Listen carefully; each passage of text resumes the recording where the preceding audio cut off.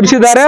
ಇವತ್ತು ನಾವು ಪೊಲೀಸ್ ಇಲಾಖೆಯ ಮೇಲೆ ಯಾಕೆ ನಮಗೆ ಅನುಮಾನ ಬರ್ತದೆ ಅಂತಂದ್ರೆ ಆತ ಬಡದಂಥ ವ್ಯಕ್ತಿ ಯಾವತ್ತು ಬಡದು ಬೆಳಗ್ಗೆ 1:30-2 ಗಂಟೆ ಮಟನೂ ಯದವಾಡ ಗ್ರಾಮದಲ್ಲಿ ಅಡ್ಡಾಡ್ಯಾನ.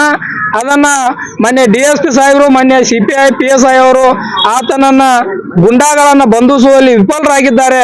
ಅದಕ್ಕಾಗಿ ಈ ಏನು ಆರೋಪವನ್ನ ಮೊನ್ನೆ DSP ಸಾಹೇಬ್ರೆ ಹೊತ್ಕೊಳ್ಬೇಕು. ಯಾಕಂತಂದ್ರೆ ಅವರು ವ್ಯಾಪ್ತಿಯಲ್ಲಿ ಬರುವಂತ ಏನು ಕುಲ್ಗೂರು ಪೊಲೀಸ್ ಸ್ಟೇಷನ್ ಅವರ ಆಗಿರುವುದರಿಂದ ಅವ್ರ ಮೇಲೆ ನಮ್ಮ ಒಂದು ಈ ಏನು ಗಂಭೀರ ಆರೋಪ.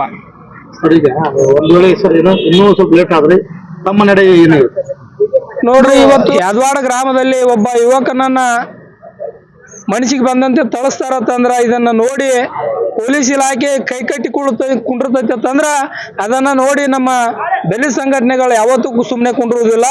ಇವತ್ತು ಪೊಲೀಸ್ ಇಲಾಖೆಯ ವಿರುದ್ಧ ಮುಂಬರುವ ದಿನಗಳಲ್ಲಿ 24 ಗಂಟೆಗಳಲ್ಲಿ ಕಿಡಿಗೇಡಿಗಳನ್ನ ಬಂಧಿಸದೇ ಹೋದ್ರ ಮೊನ್ನೆ ಗೋಕಾಕ್ DSP ಸಾಹೇಬರ ವ್ಯಾಪ್ತಿಯಲ್ಲಿ ಬರ್ತಕ್ಕಂಥ ಕುಲ್ಗೂರು PSI ಆಗಿರ್ಬೋದು, CPI ಆಗಿರ್ಬೋದು, DSP ಸಾಹೇಬರ ಮೇಲೆ ನಮ್ಮದು ಆರೋಪ ಮಾಡಿ ಮೂಡಲಿಗೆ ಮತ್ತು ಗೋಕಾಕವನ್ನು ಬಂದ್ ಕರಿತೀವಿ ಅಂತೇಳಿ ಈ ಮುಖಾಂತರ ಹೇಳಿಕೆ ಇಷ್ಟ.